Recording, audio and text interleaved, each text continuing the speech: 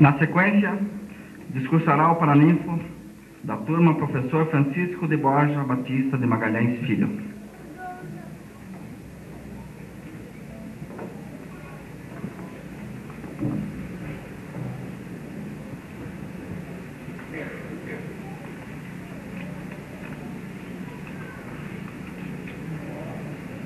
Digníssimo professor Mário Pederneiras, magnífico reitor em exercício, professor Isaac Aquel Sobrinho, diretor do setor de Ciências Sociais Aplicadas, professora Arlete Secato, vice-diretora, professor Cássio Camargo Rolim, diretor do departamento, chefe do departamento de Economia, demais componentes da mesa, senhores professores, professor Tarcísio Nadolny, aqui representado por sua irmã,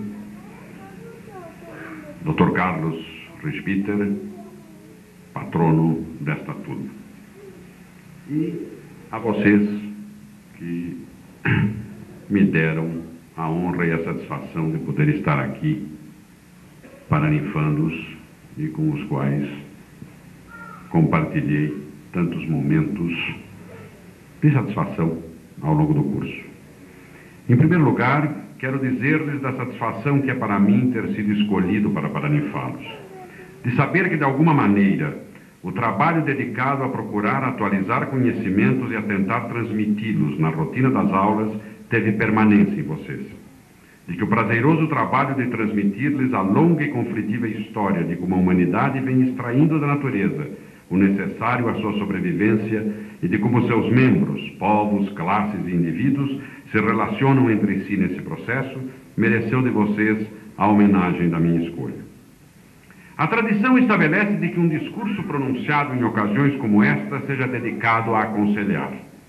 Não me julgo preparado e capaz para desempenhar o papel de conselheiro e nem acredito que minha geração possa, neste momento, aconselhá-los tal o estado em que estamos deixando o mundo para as gerações que nos seguem.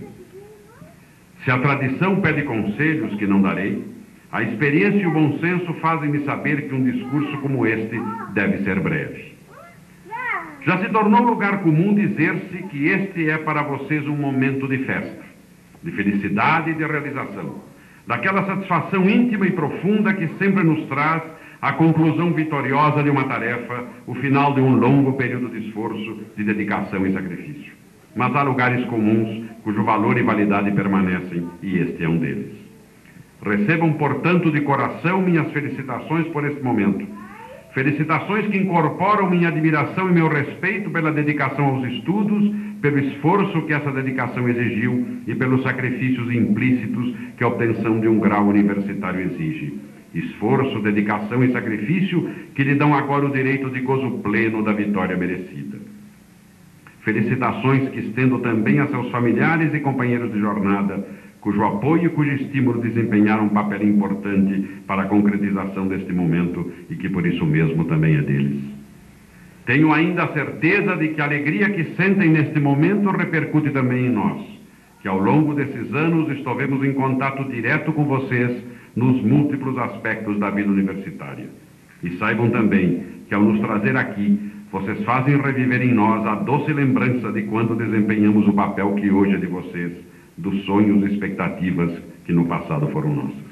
Caros afiliados, se não vou propiciar-lhes os conselhos que a tradição determina com a brevidade que o bom senso recomenda, vou procurar compartilhar um pouco das reflexões que este convite, a oportunidade de estar com vocês nessa hora de vitória, em mim provocar. Comecemos pela análise do momento em que vocês, concluindo seus estudos de graduação, voltam-se para o início de suas carreiras profissionais. Poucas vezes, nas últimas décadas, as perspectivas econômicas do Brasil se apresentaram tão confusas. Poucas vezes a desesperança e o ceticismo estiveram tão presentes na sociedade brasileira. Estes primeiros anos da última década do século XX parece-nos ter-nos oferecido somente a repetição, como farsa, das mesmas propostas e ações incompletas e inconsequentes a que nos vimos acostumando de algum tempo. Cada vez que a força da esperança mobiliza a sociedade brasileira, cada vez que vislumbramos a retomada do processo de desenvolvimento e o início da superação das desigualdades sociais que nos marcam, o destino nos antepõe, e em prazo curto, a antítese do que esperamos. Do movimento das diretas à morte de Tancredo Neves, da euforia do cruzado à inflação mensal próxima a 3 dígitos, da primeira eleição em quase 30 anos aos fatos e comportamentos que tornaram o impeachment necessário. Enquanto isso, nossa economia, uma das que melhores índices de desempenho apresentou em meados do século, continua a engatilhar no atoleiro da estagnação, submetida a políticas que traduzem as contradições de uma sociedade indefinida entre um neoliberalismo que não aceita e um modelo baseado no papel indutor do Estado que não está disposto a pagar. Esse quadro se completa com a constatação de que a crise brasileira está inserida e, como tal, deve ser compreendida numa situação de crise ou de sensível redução do crescimento econômico, se preferirmos os eufemismos, de caráter mundial. Desde meados dos anos 70, as economias capitalistas industriais vêm sofrendo sucessivas recessões ou conseguindo curtas recuperações, nas quais não chegam sequer à metade das taxas de crescimento obtidas no longo processo expansivo das 2 décadas anteriores. Mesmo a economia japonesa enfrenta pela primeira vez problemas recessivos que põem em risco os patamares de crescimento que a caracterizaram desde os anos 50.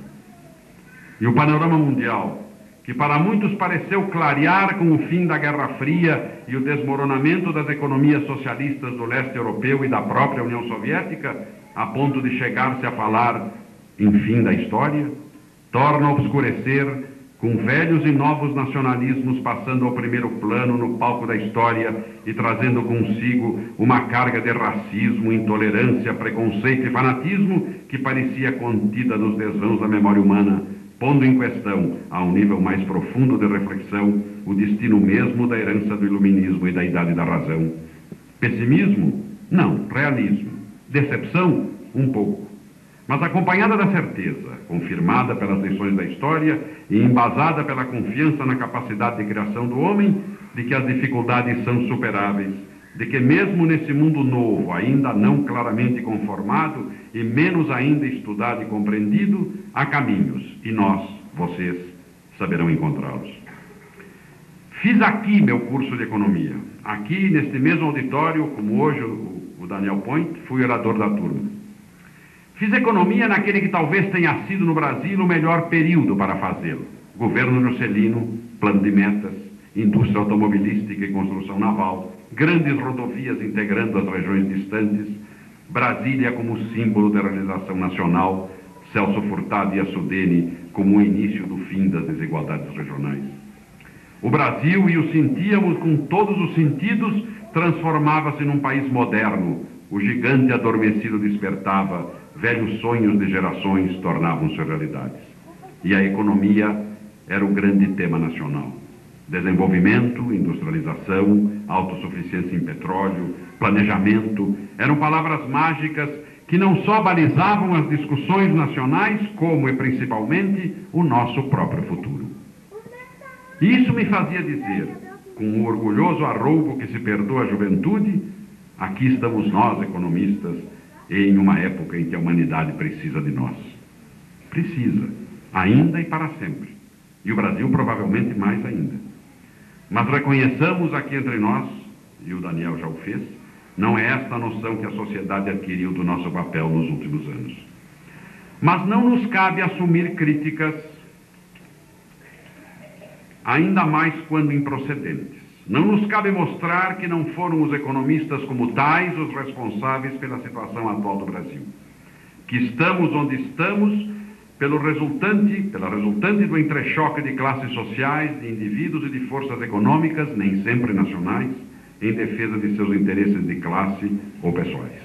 O que nos cabe, e isto vale para nós e para vocês, que hoje iniciam sua vida profissional, o que nos cabe como economistas é aplicar nossos conhecimentos em busca das soluções para os problemas com que nos defrontamos. É aprofundar o estudo dos temas da ciência econômica com os quais tivermos que lidar. É utilizar o instrumental de análise que a economia como ciência nos proporciona para entender como funciona a produção e a apropriação da riqueza. As outras ações, as outras tomadas de posição, as faremos como cidadãos, usando ou não nosso conhecimento de economia, partindo ou não da visão de mundo que esse conhecimento nos proporciona. Agindo assim, estaremos resgatando o prestígio da nossa profissão e ajudando a que a sociedade volte a reconhecer que o conhecimento que incorporamos em nossos estudos é parte vital do universo de conhecimento científico especializado necessário à compreensão e ao funcionamento do mundo complexo em que vivemos. Mas voltemos ao que chamei de visão realista. Parece-me que temos que aceitar que vivemos, no mundo como um todo, um período de indefinição e perplexidade. As técnicas de previsão, que tão bem funcionaram nas décadas anteriores, esbarram agora com a opacidade de um futuro para o qual não podem projetar as tendências do passado com a tranquilidade antes possíveis. Mas aí está o desafio. Estamos vivendo o nascimento de um mundo novo. Não lhe conhecemos ainda com formação, seus traços não são ainda perceptíveis com clareza, mas nós o estamos construindo. Podemos, por ação ou omissão, colaborar na definição de seu desenho final. Não o entendemos ainda, mas temos um instrumental para fazê-lo e, por essa via, influenciar nos resultados. O conhecimento acumulado, do qual somos todos, mal ou bem, depositários, apesar de todas suas imperfeições e contradições, contém as ferramentas capazes de nos dar respostas e nos capacitar a agir. As forças sociais em ação são conhecidas. Suas respostas em relação a situações concretas continuam basicamente as mesmas. Não é a primeira vez que o modo capitalista de produção atravessa a fase descendente dos ciclos longos de Kondratiev. Não é a primeira vez que o capital reage a isso, concentrando-se e desviando-se para a esfera financeira. Conhecemos os caminhos por onde nos levam os nacionalismos extremados.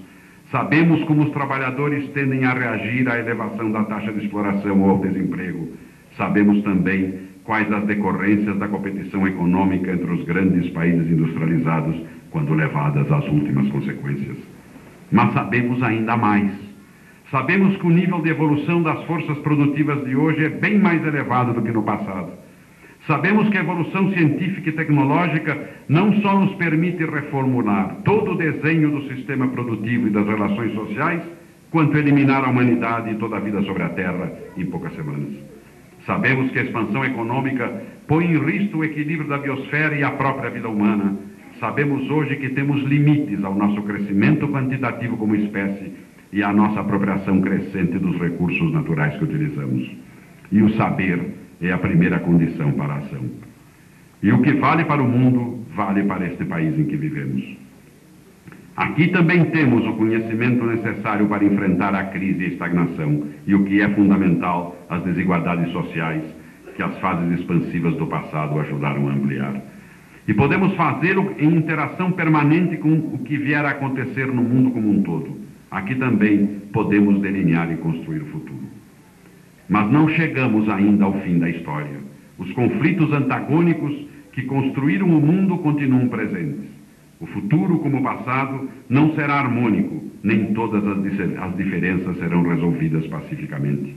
Cada um espera seu próprio tipo de futuro, mas será a correlação das forças sociais atuantes no dia a dia que dirá que futuro todos teremos. Meus afilhados, muito mais poderia ser dito. Há muito mais sobre o que refletir. Mas meu compromisso com a brevidade impede-me de prosseguir, mesmo porque, e os que foram meus alunos sabem, há temas por onde é atraente aprofundar-se, mas dos quais é muito difícil sair. Creio que consegui fazer-lhes um esboço de como pode ser visto o mundo no qual hoje, como profissionais, vocês se inserem, e para o qual, como profissionais, detêm as ferramentas do conhecimento que esta casa e seus próprios esforços lhes proporcionaram. Se, rompendo meu outro compromisso inicial, ouso agora aconselhá-los, é apenas para dizer-lhes: usem essas ferramentas e aperfeiçoem-nas constantemente. Com elas serão bons economistas. E, sobretudo, de coração, sejam felizes. Muito obrigado.